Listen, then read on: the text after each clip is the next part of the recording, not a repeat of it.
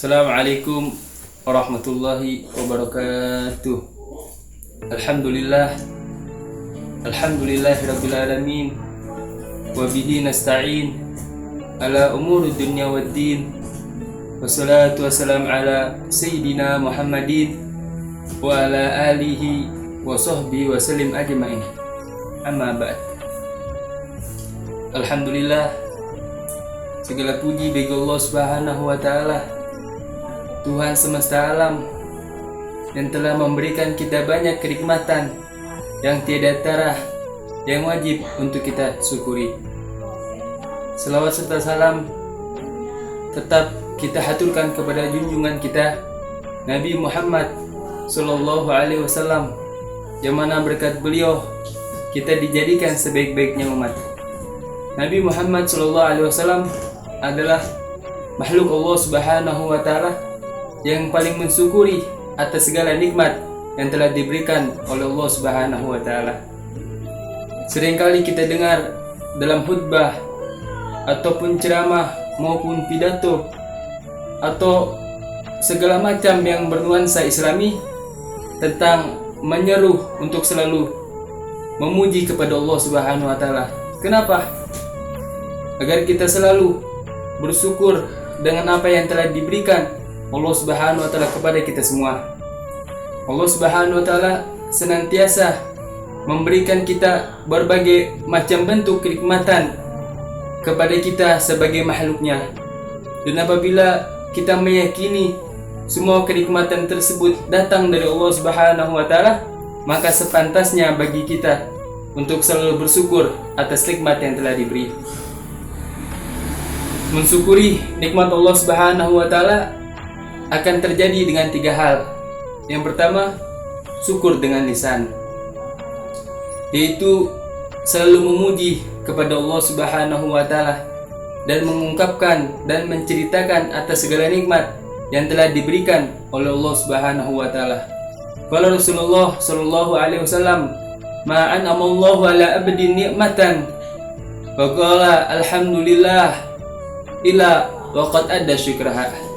Yang artinya, tidaklah Allah Subhanahu wa taala memberikan suatu nikmat kepada hambanya lalu ia mengucapkan alhamdulillah, kecuali orang tersebut telah bersyukur kepada Allah Subhanahu wa taala. Dalam artian, apabila kita selesai makan ataupun selesai minum ataupun kita mendapatkan rezeki dari Allah Subhanahu wa taala berupa harta ataupun segala macam yang berbentuk kenikmatan, jangan lupa untuk mengucapkan alhamdulillah. Karena dengan mengucapkan alhamdulillah ini adalah suatu tanda bahwa kita mensyukuri nikmat Allah Subhanahu wa taala. Lalu yang kedua, syukur dengan hati. Syukur dengan hati ini adalah menyadari dan meyakini bahwa Allah Subhanahu wa taala yang telah memberikan kenikmatan kepada kita semua. Sebagaimana firman Allah Subhanahu wa taala, "Wa ma bikum min nikmatin faminallah." Yang artinya, tidaklah ada suatu kenikmatan pada diri kamu kecuali dari Allah Subhanahu wa taala datangnya.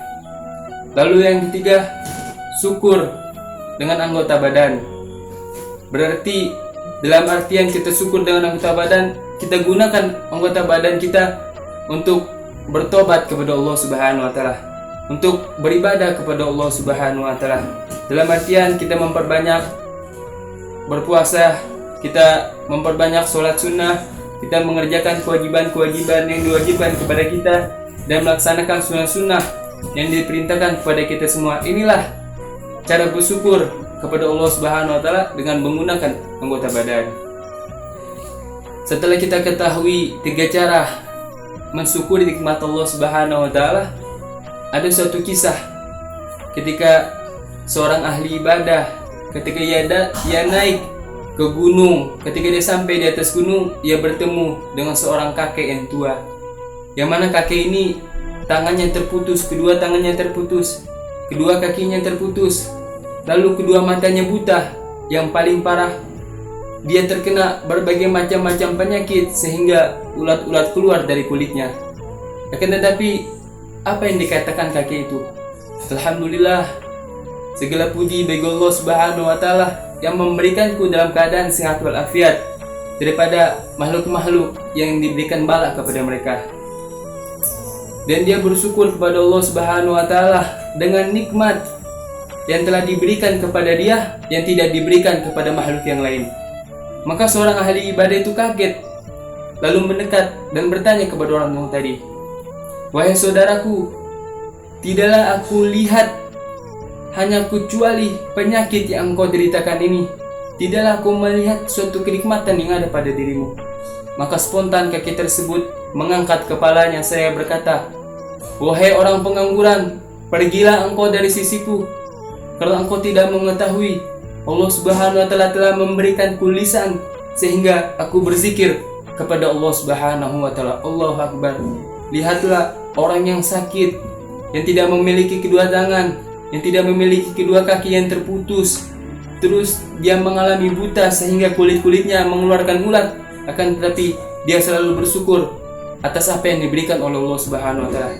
Digunakan lisan untuk selalu berzikir kepada Allah Subhanahu wa taala. Lalu bagaimana dengan kita? Ya, kita mempunyai kedua tangan, yang mata kita bisa melihat, yang kita mau ngomong sebisa mungkin kita ngomong, akan tetapi apakah kita telah gunakan untuk selalu berzikir kepada Allah Subhanahu wa taala? Maka dari ini kita tanamkan rasa syukur kita kepada Allah Subhanahu wa taala. Apabila kita tanamkan rasa syukur kita kepada Allah Subhanahu wa taala, maka akan ditambah oleh Allah Subhanahu wa taala. Sebaliknya, apabila kita kufur dengan nikmat Allah Subhanahu wa taala, maka ketahuilah azab Allah Subhanahu wa taala sangatlah pedih. Allah Subhanahu wa taala berfirman, "La in syakartum la azidannakum wa la in kafartum inna azabi lasyadid." Yang artinya, apabila engkau bersyukur, maka aku akan menambahkan kenikmatan tersebut. Wa la in kafartum inna azabi lasyadid. Dan apabila kalian kufur, tidak mensyukuri atas nikmatku, maka ketahuilah azabku sangat pedih, kata Allah Subhanahu wa taala.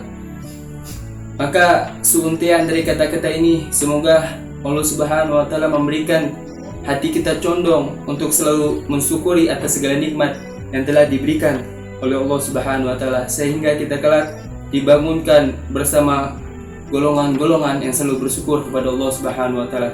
Sekian, wassalamualaikum warahmatullahi wabarakatuh.